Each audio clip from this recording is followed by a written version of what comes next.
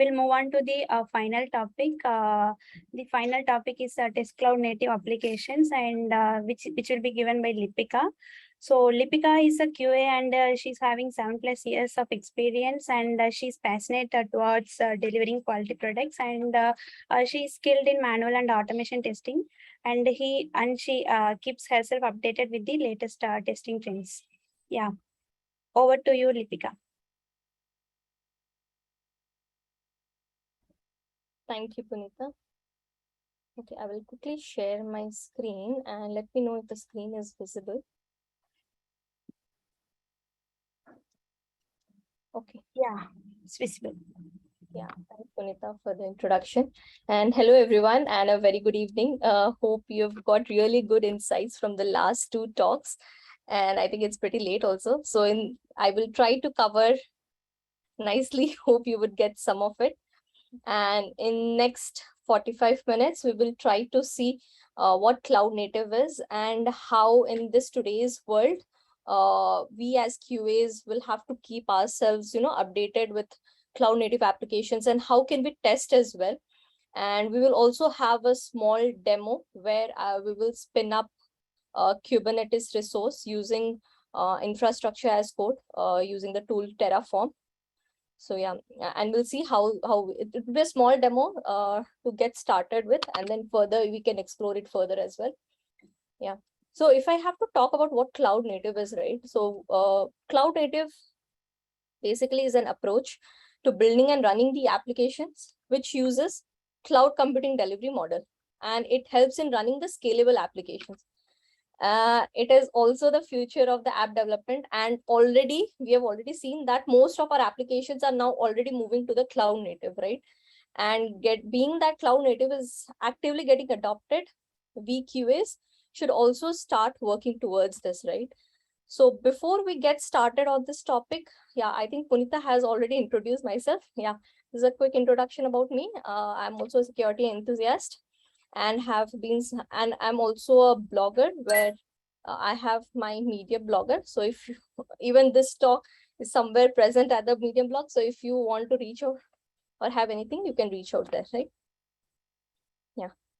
So when we talk about monolith architecture and cloud native, right? So earlier we used to have this monolith architecture, and now we are moving towards the cloud native. So now, what is monolith, right? So monolith is something like a traditional model of app development where all the components are tightly coupled. Like we can see here, right? UI, business logic, and data access layer are all tightly coupled here. And even for a small functionality change, we need to redeploy the entire application, which would anyways take a lot of time for the deployment process. And hence it becomes a tedious job, not only for the ones who's deploying and developing the code, but also for the QAs to perform the regression testing on the entire application, right? And mostly because of this time consuming process, deployment also happens once in 6 months, right? And at the same time, cloud native is literally the opposite of what we call as monolith architecture, where every component, which are also called as containers or microservice, are loosely coupled and is independent to each other. So these containers are then connected via the cloud. And since every component here is independent, it becomes very easier to maintain. And we can also say that it becomes a collective or a shared responsibility also to manage, right? So unlike monolith, for cloud native, for small functionality change, we can only make the changes to one of the containers which requires it and deploy only that component, right? And at the same time, QAs would also need to focus on that specific component, right? So here we generally try to release early and often and get the feedbacks earlier. One more major advantage of cloud native is its ability to scale and freedom to choose the tech stack. Whenever during the process we feel that the tech stack is not proper for a container, it becomes easier to migrate that specific component, right? So these are some of the advantages of cloud native. And now that we know what is the difference between monolith and cloud native, let's see how it is different in the testing side, right, for each of this architecture. So testing in monolith architecture, like we all know, is something that we have to do after a feature or a functionality is developed and before it gets deployed to production, right? Similarly, in the cloud native apps, since everything is hosted in cloud, we QAs need to be alert all the time. And it is like a continuous process. We have to test this at every stage of software development lifecycle, even for a small bug fix or functionality change, or after every build that the developers can push, the changes goes to the cloud, right? And we can test them immediately. Not only in the dev environment, we also need to ensure that it is done, during the entire deployment process and even after the product is released. So essentially, we QAs are always testing in this cloud native world, right? So, and now we know that if cloud native is there, we will not run out of the work and our job is literally secured. So yes, we can also say that deployment and testing in this also happens at a common place, which is again a cloud. And in fact, when we talk so much about cloud, there was actually also a meme that was very famous, right? There is actually no cloud. It's just someone else's computer. It's a common server that is used after all, right? And so that's how a very famous meme that came in. And if we say that cloud native architecture was built in just an overnight, no, it took some time. It was not an one-day discovery that happened. It had its own journey. So it has evolved over the ages from virtual machines, like we can see how it started with non-virtualized hardware and then slowly it moved to IES, then open source tools, containers, and then it came to the cloud native, right? The major turning point that happened in the cloud native architecture was when the Kubernetes was introduced, right? Kubernetes or KTS, we call it as, it was actually created by the Google and was later taken over by the Cloud Native Computing Foundation as a fully open source project in 2015, right? So what is Kubernetes? Kubernetes is, like I already mentioned, it is an open source. It is a container orchestration platform, which is responsible for effectively managing the application's deployments. And now, like CNCF has taken over, so it is responsible to manage the Kubernetes project, right? And this evolution, there's a lot of demand for expertise in Kubernetes as well. And in fact, most of the developers or DevOps and even the QAs, we need to understand what exactly and how, in fact, the Kubernetes architecture or what are the terms that are generally used, right? Cloud native, there are multiple, again, I want to reiterate, there are many other tools also. It's just that I'm taking Kubernetes as a base so that we at least understand the base foundation of it, which would eventually get applied to any other tools or platforms that we further take it on, right? So yeah. So just to quickly understand on some of the terms that we use in the Kubernetes world, there is a pod, which is the smallest set of the containers deployed to a single node. Kubelet, it's a container agent. etcd, where we store, right? Similarly, kubeproxy, cluster, node, and all, right? So a container, when we talk about the container also, it is a standard unit of the software that packages up the code and all its dependencies so that the application runs quickly and reliably and independently.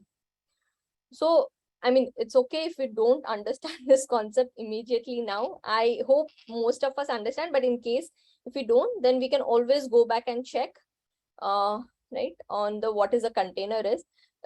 Just one liner, it is the smallest unit of a package software, right? And node, similarly, node is responsible to perform the task assigned by the controller. Controller is someone who is responsible to, like, a head of the family, right? So similarly, controller does all the administrative tasks that happens. Persistent volumes stores the data, and so that it can stay there for a longer time frame. And anyone who wants to refer to the data back can always, any container can refer to this persistent volume. Service, when we talk about the service, is actually a method. We will see when we spin up the pod service and deployment, and we can host the application in the network, right? Deployment ensures to automatically spin up the pod in case of any failure. So in case if there is any, if the application goes down or any of the pods or any of the containers goes down, then deployment would actually, it will keep monitoring and seeing that if everything is working fine and all, right? So now that these are the few terms that are widely used, and you would hear this very often while working with the Kubernetes also. And yeah, so you can refer to this one-liners also. Now let's understand the various components of the Kubernetes, right? So majorly there are three components of the Kubernetes: master node, worker node, and etcd, which we have already seen. It's a key value store, right? So this is how the Kubernetes architecture diagram looks like, where master node is the first entry point where all the task begins, and it is responsible. So it also contains the controller, manager, scheduler, etcd, and everything. It is responsible to controlling and managing the worker nodes as well. And these are the worker nodes, right? Worker nodes is any physical or virtual machine which runs these applications via pods and is controlled by the master node. So if you see, these worker nodes contains various pods here, right? So in this, and every worker node will also have one kubelet and one kube proxy. Kube proxies are responsible to interact with the users, while kubelet is interacting with the API servers, right? And in cloud native application, you will happen to see these kinds of multiple worker nodes, right? And yeah, now that we have understood the architecture at a higher level, let's see. Well, in fact, if we think that Kubernetes is just a container orchestration tool, then no, it's like a Swiss Army knife and it has a lot of things that it can perform, right? There are many features that this Kubernetes can perform, where we have disaster recovery. It can happen, automated rollouts happens. We can deploy automatically, as we have seen in the earlier examples, right? So now what Kubernetes and software testing has to do, right? Fair, we understand that Kubernetes is helped to spin up the clusters. It helps in the deployment. But where does it fall in the software testing world, right? Basically, Kubernetes has literally changed the way we think about running the containers at scale.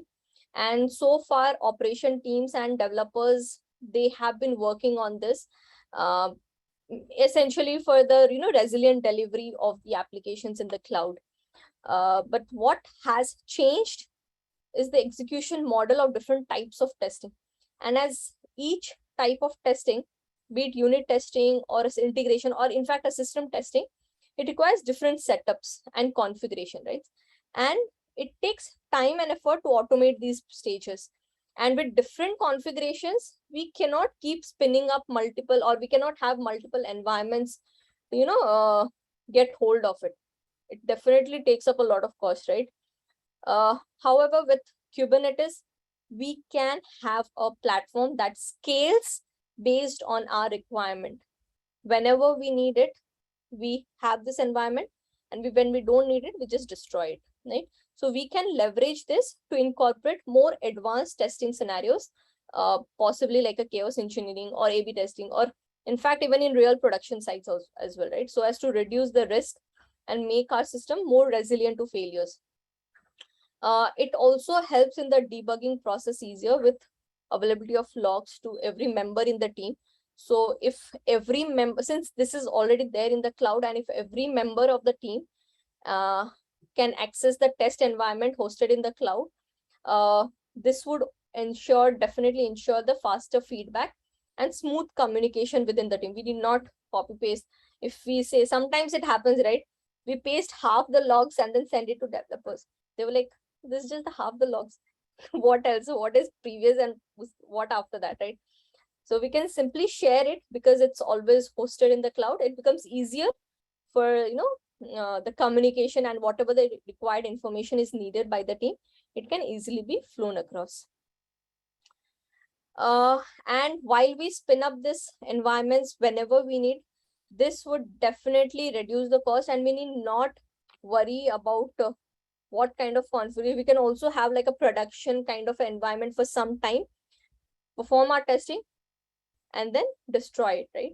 So like we said, unlike monolith architecture, we are now moving towards the shift left testing model, ensuring that we test right from the beginning, right?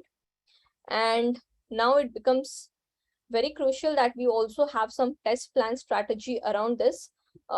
Given that we have started right from the beginning, that becomes, it is more or the less same. It's just that we have to relate how earlier we used to test our application versus keeping the architecture of these cloud native applications in mind, and then design our test strategies, right?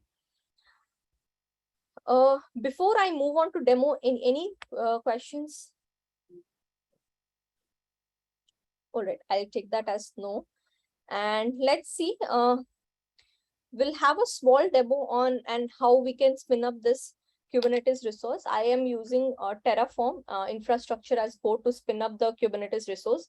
I could have done only using Kubernetes also, but I wanted to do it all at once in the interest of time.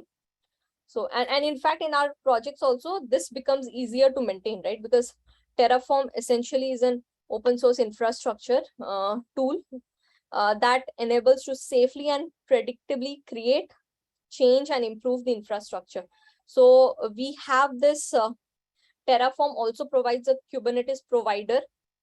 It has this, it has this support where this provider, Kubernetes provider, helps to interact with the resources which are supported by the Kubernetes, right? So what we will do is, in this demo, we'll create a scalable Nginx deployment with 2 replicas where we'll have 2 pods. Why I'm saying 2 replicas? In case one goes down, the other is there. And we'll also expose Nginx to the front end using a service type.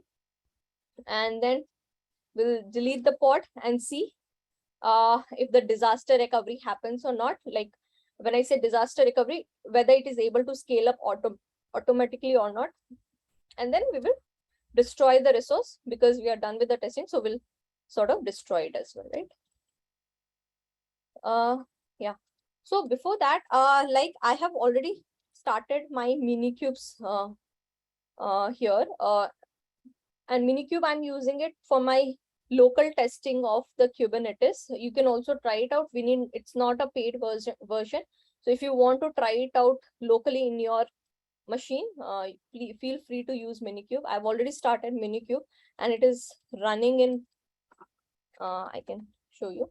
So it is running in this IP, and the port that I have used is this one. So right now you can see Nginx is not up and running, and the port is here, which I'm using. 30201 is my node port that I'm using, right? So now so this is my Terraform code where I have added, what all I would need. So Kubernetes namespace with the name Nginx, similarly deployment, and then I'll have 2 replicas. So this is the config file that I have, right? And similarly, this is a service that we just talked. And there is some network policy which has egress and ingress rules, what network to be allowed and what not to be allowed to come in and go out of the network. So that is there. It's a simple Terraform code that I've written here, right? So now what I'll do is I'll just apply this Terraform. Okay, yeah. Before I apply this, I will also see if anything is running for my Nginx or not. -n is for namespace, right? Yeah, so nothing is running. So now Terraform apply. I will approve this. Okay, now we see it's creating, and we see this immediately the pods have come up, right? And it has also created a replica set, and then we also have a deployment, right? And now it's running. It just took few seconds to bring this environment up, right? And now if we go back here and see what happened, oh wow, I have my application ready. Now I can perform any testing that I want to do, and once I'm done, I can get over. So what all that we did is, so we have created a scalable this one. And I have a 2 replicas, 1 pod here, both the pods, right? And then, yeah, now what we'll do is we'll delete a pod and see if the other pods comes up automatically or not, right? So I will delete. Okay, I have a command handy. I will make use of that. I will just replace my the name of the pod from here, and then okay, now let's now you see it got terminated, and immediately it has, 1 was ready and now 2 is ready, right? So immediately I was able to recover the failed pod, and it was very quick, right? So this is one of the feature that Kubernetes provides, which is a disaster recovery. In fact, say for example, 2 is not enough, right? In some of the applications where a lot of traffic is required, we need more scalable applications, right? So what we can do is, without doing much of a deployment, I would just change my number of replicas here to say 3. I'll save this, and what I'll just have to do is apply again. I'll approve this. And now it is actually creating 1 more container, right? See, 2 of 3 is ready. And now it's creating 1 more. Voila. So now I have 3 pods which is running, and if there is any traffic, it can redirect to any of these based on the configuration it requires, right? So yeah. So what we have done, so we have deleted a pod and verified that it recovers. We have also scaled our applications for this thing. And now if we don't want these, but I still want it, then what possibly we can also make this as 0, right? And then just say apply. Now we'll see that the pods have started terminating. Though the pods have started terminating, my service and deployment is still there, right? So in this case, the environment is not destroyed, but it has deleted the pods, right? So to deploy possibly, and if you want it back, we can just say, again, increase the replica set to this one and say, just Terraform apply. And immediately it comes up. Now, if you want to destroy the environment completely, given that I'm done with whatever testing that I had to do, and now I don't want it, all I need to do is Terraform destroy. Okay. I will approve this. And now we'll see, okay, now everything is getting terminated and there is no resources, right? And it's destroying.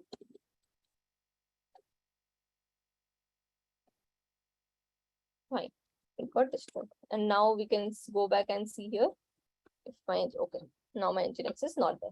Right?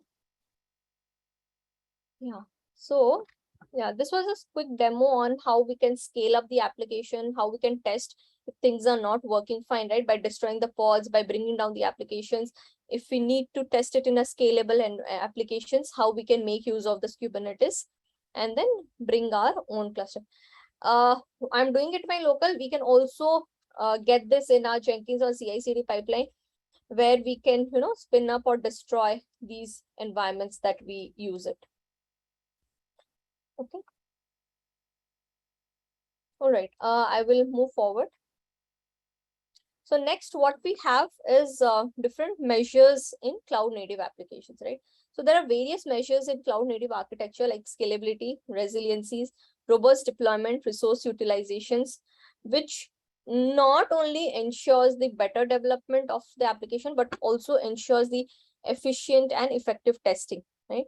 I think few of which we have already seen, where scalability was nothing but its ability to scale the containers or pods based on the real-time requirement, like we have already seen. Maybe I think right now we also have this big billion days or running, right? So whenever we have this sudden spike of users, all we have to do is we need to ensure that these containers are automatically scaled up, right?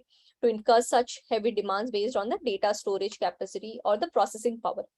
So along with this, we also need to ensure. So one is definitely scaling up. The second thing as a QAs, we also should have that strategy saying that in case of there is a heavy demand, scale up automatically, but in case there is no demand, then scale down as well, because we don't want to keep our pods or containers running just for fun, right? We don't want so many things in case there are no such use.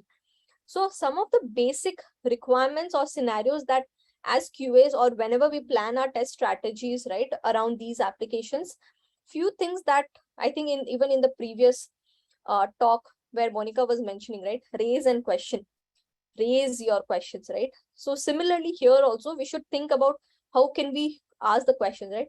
So in such scenario, what can we think about? So what happens if the instances are no longer required, right? How is the service scaled? And how would the traffic get routed if when the nodes are overloaded? If there are too many traffic going in the same pods, is there a proper load balancing that is happening? Whether it's going equally to every container or is it going to the single pod only? And in such auto scaling testing, we also need to watch out for any kind of memory leak. If all the threads are getting closed along with proper login and CPU utilizations, right? So when we have to test around these aspects, we should ensure that we understand, like I already mentioned, understand the architecture of the framework that we use, and then come up with this test strategy that we have to bring out with and relating it to the real life use cases. Okay. Similarly, the second measure we have is resiliency. And this is the ability on how can we recover the failed cluster without losing the state. Like we have already seen, right? The pod goes down, it auto scales or not. Just think of an example, maybe an e-commerce only. We are in the middle of the payment and suddenly the app crashes. Is it able to recover itself in that scenario? If has my data been lost, right? So in these cases, we have to ensure that the proper load balancing is happening.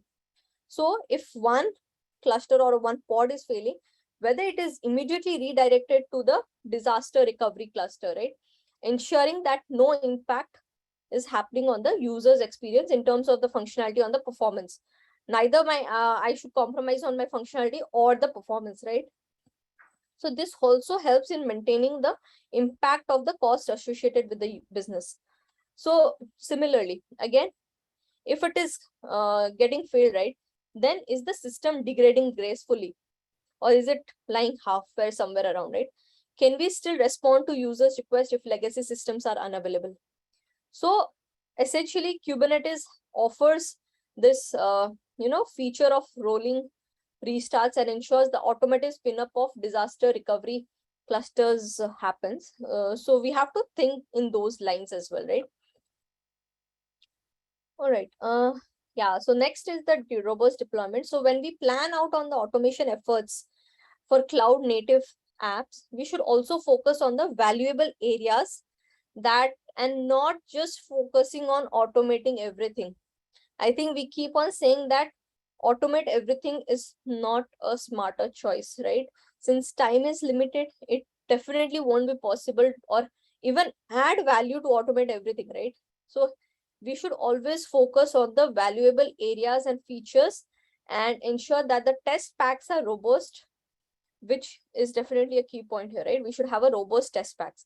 And the focus should not be on the large, unmaintainable or unreliable regression packs, which adds no value, but definitely a smarter test suites to run during the deployment, which can simultaneously validate a deployment and also perform a selected test set of functional tasks, right? So this type of automation regression will definitely add the value, and accordingly it can be expanded or reduced whenever the product matures, right?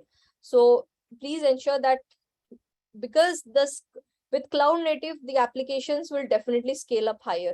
So having that test plan strategy earlier in the life cycle, right, and thinking in those lines right from the beginning is definitely a smarter choice rather than just going and jumping onto let's start automating everything. That's definitely not a recommended practice also, and we have seen a test pyramid as well, right? Yeah. So next is the resource utilization. In the traditional applications, we've always seen that operations teams would primarily be engaged in managing the infrastructure resource allocations, right? And even that happens manually, right? While in cloud native applications, resources are utilized via central orchestrating process that dynamically manages and schedules containers. Like I think in the previous demo, we have already seen how it was just with just one command, it got auto created, right? We can also schedule these commands in our CI/CD pipeline and get it deployed, right? So since this is, we can also have based on certain rules, which DevOps can set up, and we can have this load balancer set right there, and accordingly it can be maintained, right? So otherwise it can also result in the lower utilization or increase in response time of the test. So proper configuration by the DevOps and to know which container to spin up when would definitely help, because it would reduce the cost associated along with the maintenance and the operations, right? So quickly moving on to many of the functional aspects don't change much, because functionality wise everything for a user, everything looks the same. And even for that matter, the functionality testing, when the QA is performed, it does not change drastically, right? While the functional testing does not change, the cloud has something very different, ways to meet its non-functional requirements, right? Especially when we start about developing this applications, right? So cloud native alongside offers a lot of testing, and at the same time helps testing apps in a better way. So let's see on how we can achieve some of these things. We have, A/B testing performance. I have not covered all of the non-functional testing that can be performed in our cloud native applications, but just at a higher level, which are the most important, right? Like for example, A/B testing, performance, security, and infrastructure. With cloud native applications, infrastructure testing is a mandatory, I would say, that because there's a lot of infrastructure in getting involved here, right? So when we talk about A/B testing, it is nothing but releasing a version of the product to a specific set of the users. I'm sure we are using the Android apps or maybe any other applications, right, where we have this beta version that gets released only to a certain set of the users, right? So as when we see this, so and when we perform this A/B testing, even we can do this, right? Then we have to ensure that we route to a subset of user on such a way that it has some certain routing rules, right? Routing rules often includes various factors such as browser versions, user agent, geolocation, or what operating system they are using, right? And after we measure the previous version and then the newer version, maybe we can set the benchmark and see what is the response coming in. Then possibly we can think of to update our production environment. So our alpha, the previous version is also there and the newer version is also there, and this is actually a real-time user traffic testing, right?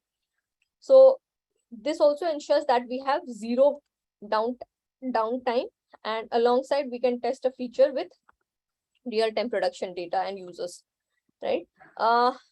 While everything this is happening, right, our job is not yet done. We are there everywhere, like I've already said. Even during the A/B testing, it happens. We have to be, provide that specific or select that target audience and identify what kind of users and we would want to target on, right, with a reasonable period to see that statistics match and all, right. While this is a very crucial thing, it might sound very simpler. There are several factors that can skew up these results. It could be false positive or bias sampling, right? Or even for that matter, external factors, say marketing promotions or seasonality based on that. So basically, we have to think about all these things when it comes to A/B testing. And while this is going on, careful monitoring of the logs and the traffic is is actually becomes difficult, but we have to ensure that it happens. And okay, I'll just put it in a simpler word. Say, for example, if we test a product page A versus product page B, or say a checkout page C or a checkout page D, right? So in these cases, which set of users using what kind of page gives me a better results, right? So I can release 2 versions to a different set of users and then see my results, and then accordingly we can compare and then upgrade it to my production environment, right? Right. Yeah, security testing. This is one of my favorites when it comes to security testing. And in fact, why this has become a very much of hype also, right? Because everything is on cloud, right? And security is definitely one of the major challenges for applications that are hosted on cloud. It is very crucial to have security testing because as of today, most of the data, in fact, I would say all the applications have sensitive data in them, right? And the main objective of cloud-based testing is to stop any threat or malware from accessing, stealing, or manipulating any of our private data. So essentially, this is a mandatory step that is required for a cloud-based applications, right? One good advantage that we have in the security testing is that it can be applied to larger applications. And then with strict budget also, there are many on-prem tools and infrastructure that are available to perform the security testing. And there are certain, from the shift left testing, there are certain scanners that are available where we can scan our, infrastructure or the code that we have written well ahead in the advance to ensure that no leakage of the sensitive information happens from the code side. If I'm not wrong, there was a recent breach that happened where one of the employee had accidentally pushed a very, password or a sensitive information to the GitHub. While it was pulled back immediately, someone had actually caught it, right? So these kinds of scanners helps in identifying any kind of security threats well ahead in advance, right? So we should be very careful when it comes to the cloud-based application and security. Yeah, the last one, what we have is the infrastructure testing. Not the last one, sorry, the third one. And after this, we'll see a small demo on how we can scan the code and all, and how can the infrastructure help. So cloud testing. So when it comes to the infrastructure testing, it is more around if my application has been deployed with the expected configurations, whether all the configuration from various things are matching or not, whether it is able to deploy the applications or the container with the required infrastructure at hand, right? In fact, this is more like a running manual and automation testing on a cloud computing environment with these kind of infrastructure, right? When I talk more about infrastructure, right, it's more like an infrastructure as a code is something that we often, I think we have already seen that there was a Terraform script that I had written, right? So it is nothing but we call it as IAC, which is infrastructure as code, and it helps in managing and provisioning computer data centers as well, rather than physically in configurations and all, right? So we have to see if things or configs are fine or not, right? So to quickly see how we can scan, so I will be using one of the tool, which is a TFSec. TFSec has a lot of advantages. I am making use of only one. It can also run in like, Terraform scripts and all. So it is mostly a static analysis security scanner for Terraform code. It is majorly used for Terraform code only, and it can run locally and even in our CI pipelines. It's very developer friendly, and the output that we get can easily be understood, and it has reference links as well, right? So we can make use of that. And we'll also see where if the creation of the infrastructure, I think we have already seen that especially when it comes to the infrastructure, right? Some of the major steps that if anyone is going to go ahead with the writing the infrastructure, one of the definite thing is identifying the prerequisites. What is my required infrastructure? Then writing the configuration accordingly, initializing this directory and validating this configuration. Then it comes the creating the infrastructure. So even before we create the infrastructure, there are a series of steps that one has to identify, right? And then after we create an infrastructure, we have to inspect whether the states are running up and fine or not. If there are any failures, then we do the troubleshoot. And if there are any logs or something, then we'll see what are the next steps now, right? So those are the things. So quickly, I also have tfsec installed in my this one. So if I show you, and this is very easy to install, right? The Terraform, we just need to do brew install Terraform. Similarly for tfsec, it's brew install tfsec, and you'll get the these two platforms, right? So if I will run this tfsec in the same file that we have, so we have already seen that this is my file, right? And yeah, so before I run my tfsec, I will also see if my config is correct or not. So I will just Terraform validate. I will validate the file. Yeah, so my configuration is valid, and that's when things were running. And now let's run the tfsec command here, right? So all I need to do is tfsec dot, and it would run the scanner in the current directories, right? Oops, now we see that there is a one potential problem that got detected here, and it would give me other results also. It would say, okay, so it also says what is the criticality of the bug. What is the bug? So it says network policy allows egress to the public networks.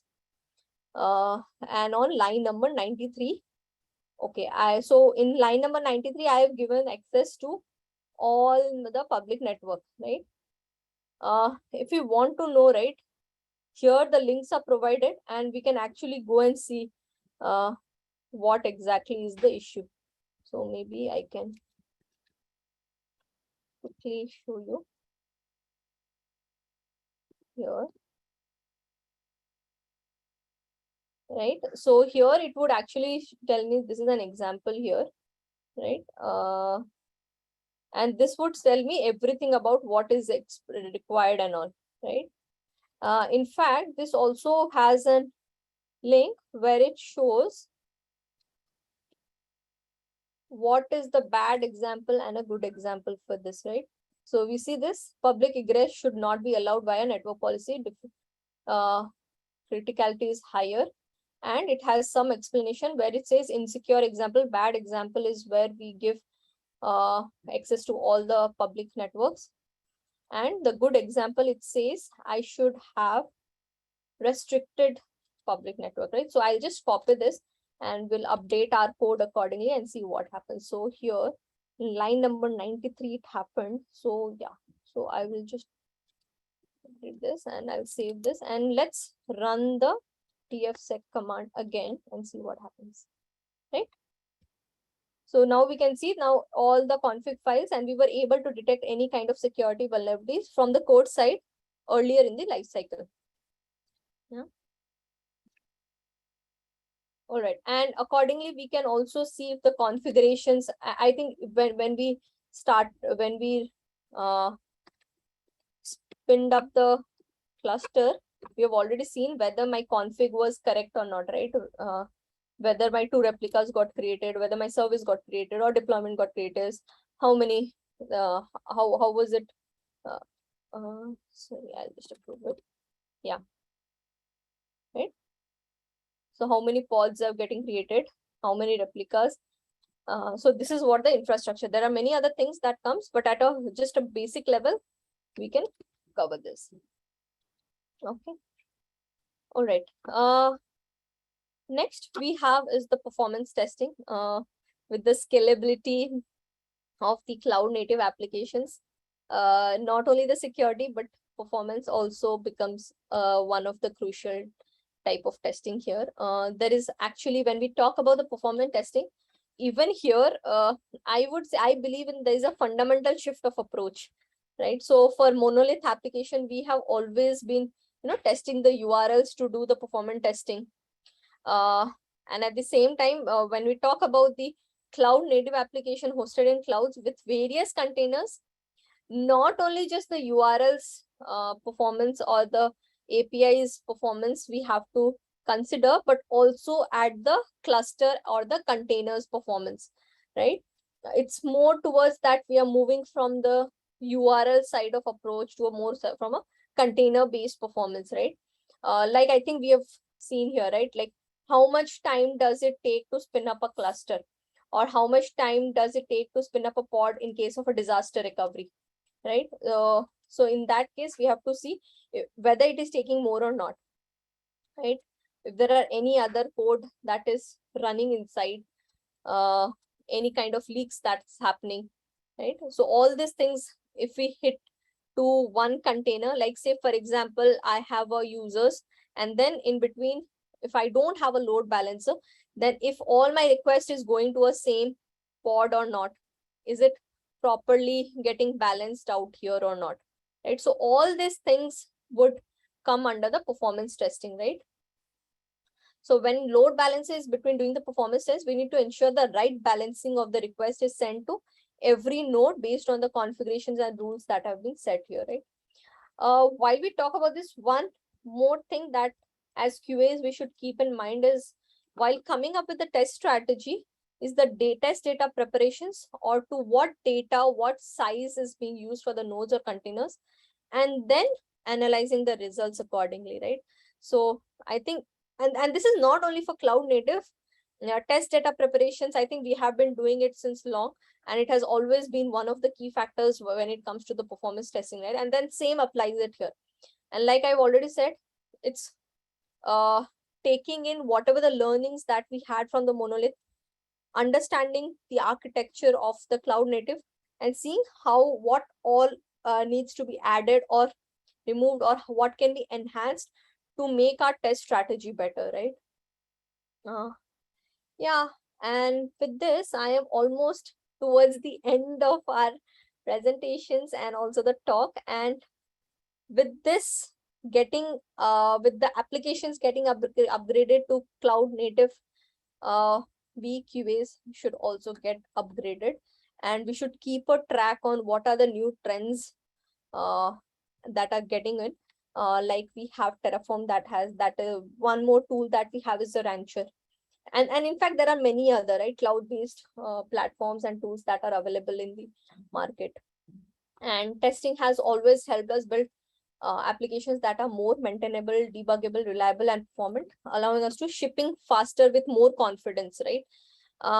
And as these applications becomes more complex, there are, because people out there would definitely look out for the failure modes, and it becomes even more difficult to troubleshoot and anticipate, right?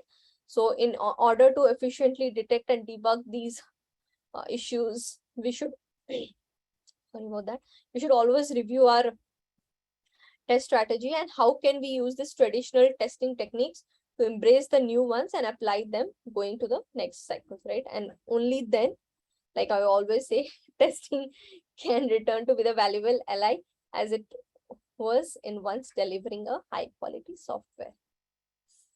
Thank you. And yeah, I'm not sure if there is any questions, but if there are, just this one.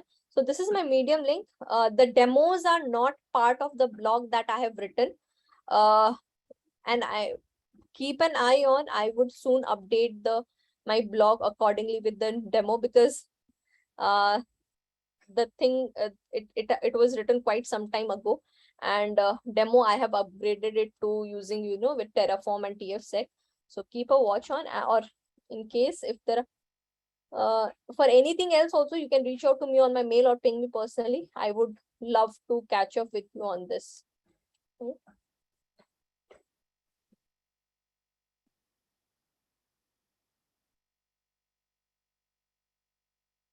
Thank you all. Thank you. And thank you for having me here. Yeah, thank you, Lipika. So that was a wonderful session. And thanks for sharing your knowledge on testing the cloud applications. Thank you for that. Yeah, I just And finished on time. I know I was running at the end or somewhere, but I really hope that you got something out of it. yeah, sure. Thank you, Lipika. So yeah, we came to our end of the session. So we have a final polling. So yes, so we have 1 minute and 30 seconds for that. So I hope you are able to see the polling. If not, please let us know.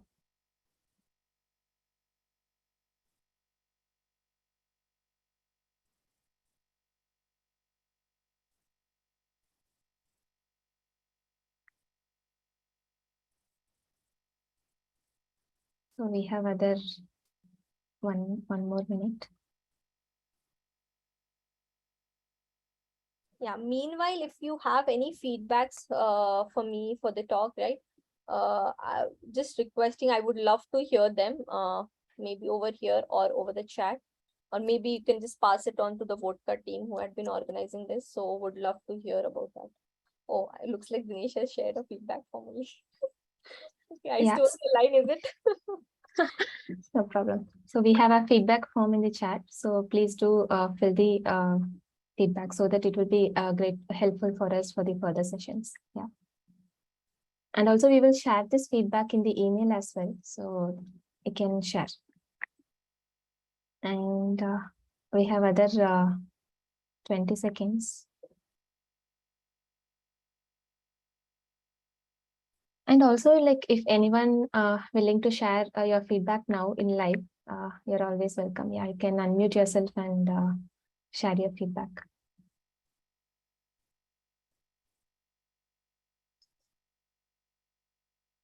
Okay, the poll got end.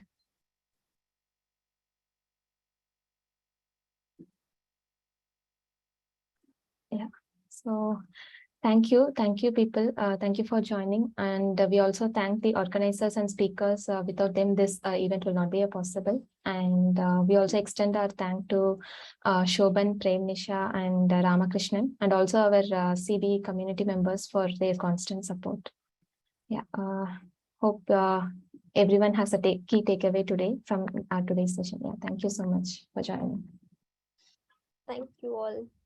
Thank you. Thank you. Thanks, everyone. Thank you all. Thank you everyone for joining and making the session. Thank you, everyone.